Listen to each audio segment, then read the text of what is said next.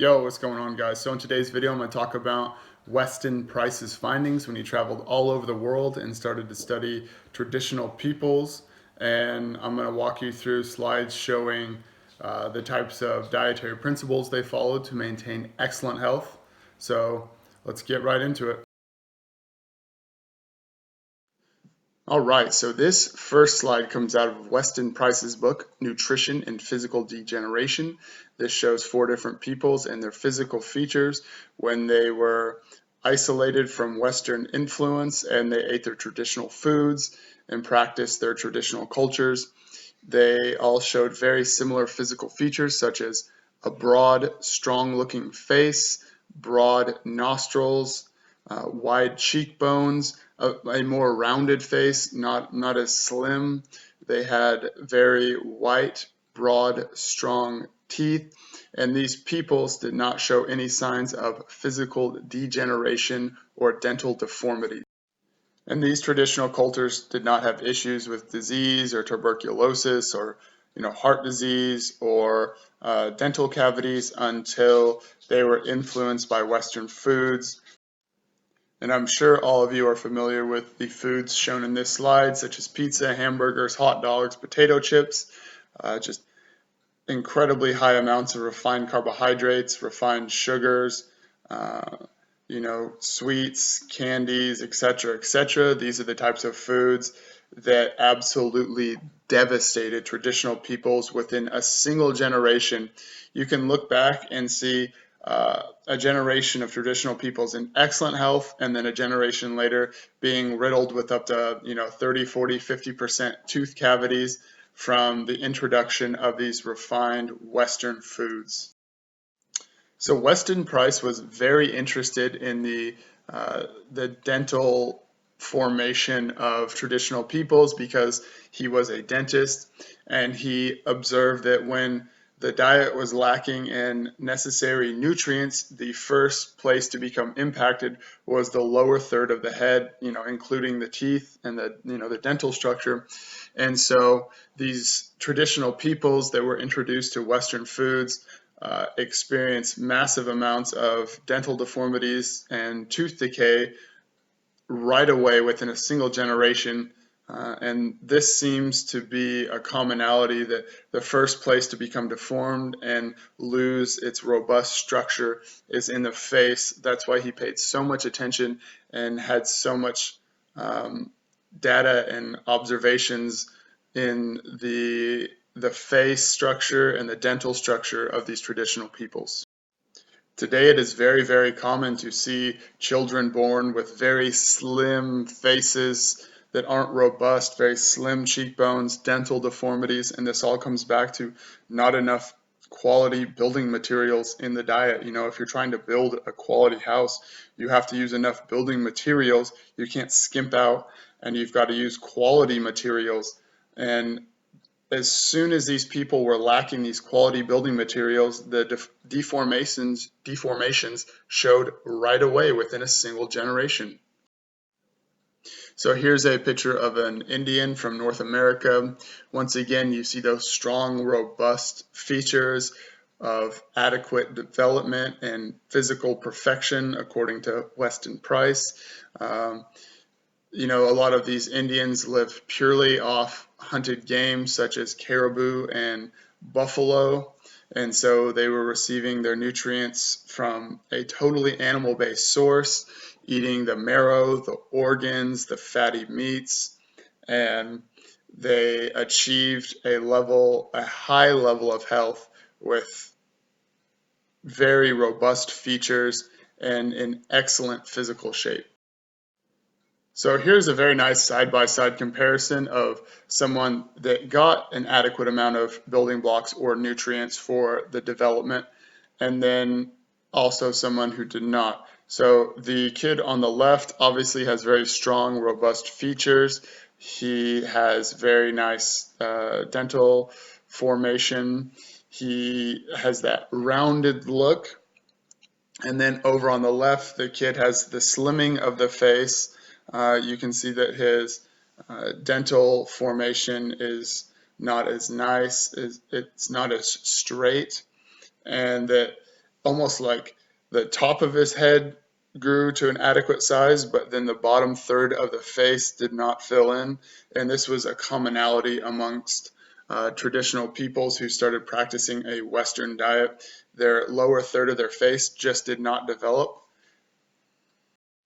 All right, and here was the most important factor for these people in excellent health, and it was that their diet contained at least four times the amount of calcium and other minerals, and up to 10 times the fat soluble vitamins as the modern American diet. And these are the building blocks that I'm talking about. And when these peoples did not get these adequate amount of building blocks, they suffered greatly. They suffered physical degeneration. And so it just shows time and time again how important, receiving high amounts of these bioavailable nutrients are. And this was shown all over the world that these people got 10 times the amount of fat soluble vitamins coming from an animal-based source, as well as four times the amount of calcium and other minerals. It didn't matter whether they were in Scotland, Switzerland, South America, Australia. They all followed these same dietary principles. Weston Price would take food samples from these peoples and have them tested in a laboratory, and so he was able to determine these level of nutrients. And if you're more interested in this, check out his book, Nutrition and Physical Degeneration. He goes over all the lab values of these foods. So here's also a great way to summarize the dietary principles of traditional diets. They grew their food in fertile soil. They chose fatty meats and organ meats over muscle meats. They didn't eat lean meat. They valued animal fats. They raised animals on pasture. Their dairy products were raw and or fermented. Grains and legumes were soaked, and they were very carefully prepared. They were sometimes run under water for 2 weeks and then fermented as well. They would either consume raw milk or consume bone broth if they didn't consume dairy products to get their calcium. They didn't use refined sweeteners. If they did use a sweetener, it was generally honey. Honey was a very prized food. They generally consume mainly animal foods with a low amount of vegetables, although this did vary. Peoples in the tropics tended to consume higher amounts of plant foods. There was no unrefined salt, high vitamin, high mineral foods. They used the traditional ways of cooking. They didn't fry stuff in oil. And over on the right-hand side, if you look at the modern diets, foods depleted from soil, this is a huge one. This is something that's generally overlooked. People don't take into consideration the type of soil the food was grown in. They just look at the nutrient content online, but this can vary greatly depending on where it was actually grown. Modern diets prize protein and muscle meats, whereas a lot of the traditional cultures would just feed it to their dogs. We don't really eat much organ meat or fatty meat. We use vegetable oils. We grow animals in cages, and it's absurd. They just don't get adequate nutrition. They're not on their appropriate diet.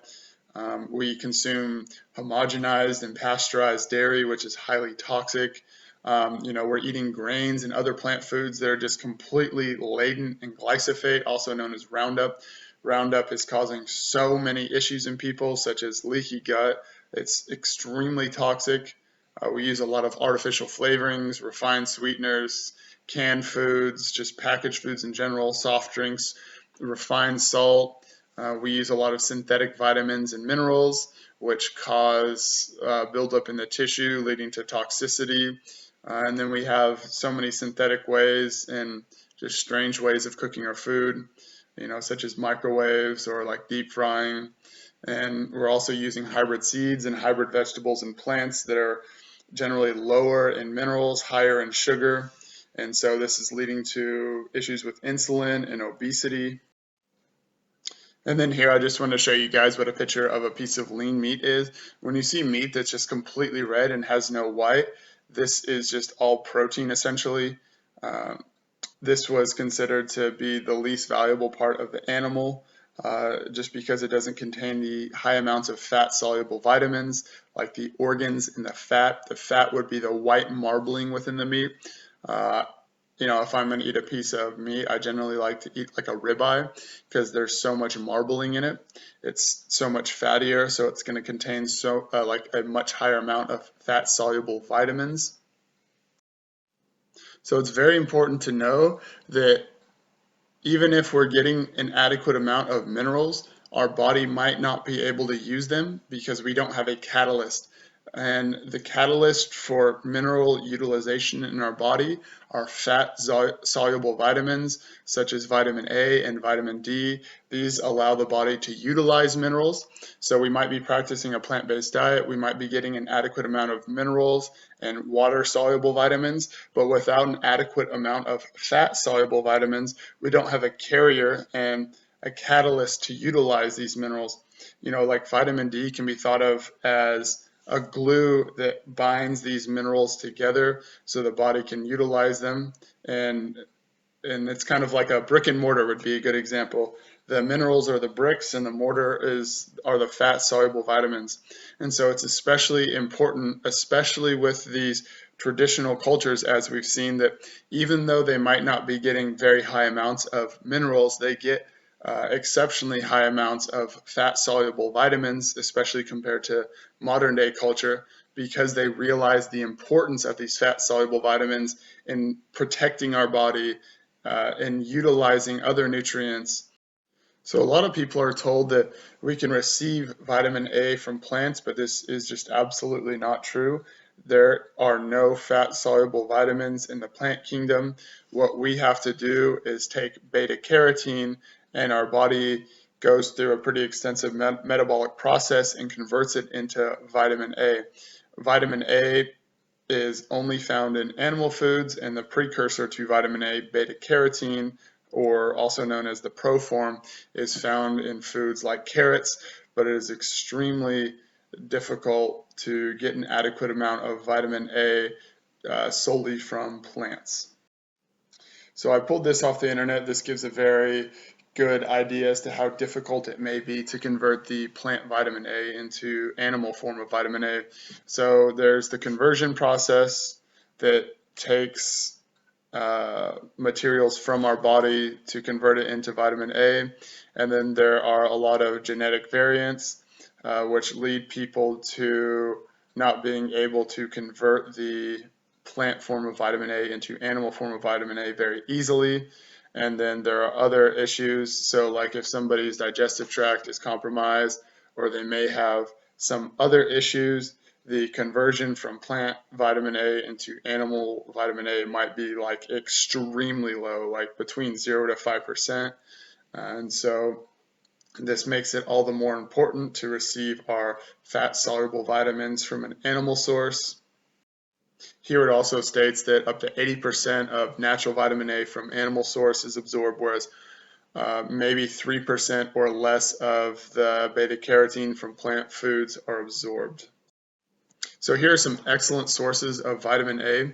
So the first one being eggs. I highly recommend you getting them from a local farm, being fertile, pasture-raised chickens that are able to eat their species-appropriate diet. Then liver. I like to get liver from Highland cattle. It's considered to be like a wild cattle that's born in nature and raised in nature. And so that way it has a higher amount of vitamin A and other nutrients, fat-soluble vitamins, as well as butter. And just keep in mind, these traditional peoples ate their butter raw, unprocessed, untreated, and so it contained the highest level of fat-soluble vitamins, especially when these cows were raised on natural grasslands. So like I'm saying, vitamin A is extremely important. It's one of the most fundamental nutrients in the diet, and here are some of the issues we may experience if we have a lack of vitamin A, especially a chronic lack of vitamin A over multiple generations. This leads to impairment of eyesight, so retina degeneration. This is why so many people wear glasses, wear contacts, have degenerated eyesight. It's due to a vitamin A deficiency. And other issues may be a lack of skeletal maintenance, abnormal skeletal development, immune dysfunction, respiratory infection. Tuberculosis was extremely common amongst the first generation of traditional peoples who were eating a Western diet. And so this just goes to show how important getting an adequate amount of vitamin A is, considering how much our body uses on a daily basis and how much is needed for development and protecting our body. So here we have a little flow chart on vitamin D. So it shows that we get it from the sun. The sun actually gives us a precursor to vitamin D that needs to be circulated through the liver and kidneys to become activated, whereas in food, we actually receive vitamin D3. Plants such as mushrooms contain vitamin D2, but this is absolutely not an adequate source of vitamin D. It does not give us all the vitamin D that we need. As you can see here, we uptake the vitamin D. It goes to the livers and goes through the kidneys to become activated. Vitamin D is extremely important for the regulation of cell growth, binding nutrients together, the regulation of immune function, regulating insulin, blood pressure, muscle and bone development. Vitamin D is just one of the most important nutrients we can be getting. So it's important to either get it through a whole food source or supplement and getting adequate amounts of sunshine as well. Here are some excellent sources of food vitamin D. Salmon, we've got other forms of fish. So just seafood in general tends to be a great source of vitamin D. Some other land animal foods will also be a source of vitamin D, just not in as high amounts. And here we've got eggs, but just not any eggs. We've got to get the eggs that are from chickens on their natural diets being raised in a pasture. The quality of food is very important to get an adequate amount of fat-soluble vitamins. So this is the last fat-soluble vitamin I'm going to touch on. It's vitamin K. It's commonly believed that we get vitamin K from plants, and we do. It's just a different type than the type of vitamin K that we receive from animal foods. The plant form is vitamin K1, abundant in plant sources such as leafy green vegetables like spinach, kale, broccoli. Vitamin K2 is found in grass-fed meat, eggs, dairy, and fermented foods like natto, cheese, and miso. Vitamin K1 is essential for blood clotting, while K2 prevents cardiovascular issues and osteoporosis, so that is bone deterioration. K2 is better absorbed and circulated in the body. An ideal diet should have both. It's also been shown that a lack of vitamin K2 leads to heart disease, and so vitamin K1 and 2 are both very important in the diet. All right, here's yet another slide on the importance of vitamin K. Like I said, vitamin K2 is only found in animal foods, and this helps to protect your arteries from calcification, protects the liver and prostate, helps protect the bones from fracturing, helps your blood to clot normally. And if you are low in vitamin K2 foods, you may experience excessive bleeding, including heavy menstrual bleeding and pain, bleeding of the digestive tract, the gums, easily bruising. You might be at a greater risk of bone fracture. One that I commonly know of is people chipping or breaking their teeth very easily, especially on a plant-based diet. I broke like 6 or 7, maybe even 8 teeth while I was plant-based. I had never had issues with my teeth until I went on a plant-based diet and started chipping and breaking my teeth. Other problems may be in the calcification of the blood vessels or heart valves. And so, like I said, guys, it's extremely important to get vitamin K2. This could be a major reason as to why so many people on a plant-based diet are at a higher risk for bone fracture, is because they do not receive an adequate amount of fat-soluble vitamins. Even if they are getting an adequate amount of nutrients in mineral form and water-soluble vitamins, the fat-soluble vitamins are the catalyst and extremely important for utilization of minerals. Here are some common foods that contain vitamin K2. I did say earlier that there are no plant sources of vitamin K2, but fermented soy is said to contain vitamin K2. So I retract my statement. There is at least one plant food that contains vitamin K2, and that is fermented soy called natto. And then liver, dairy, and eggs. Once again, I only recommend these animal foods from a very high quality source. And if you're going to, ingest dairy products, make sure they're not homogenized, they are not pasteurized, they're coming from cows that are on open pastures, and likewise with the chickens that you get the eggs from, and with the liver as well. All right, thank you guys so much for tuning into the video. As you guys saw, the fat-soluble vitamins seem to be a major commonality amongst these peoples all over the planet.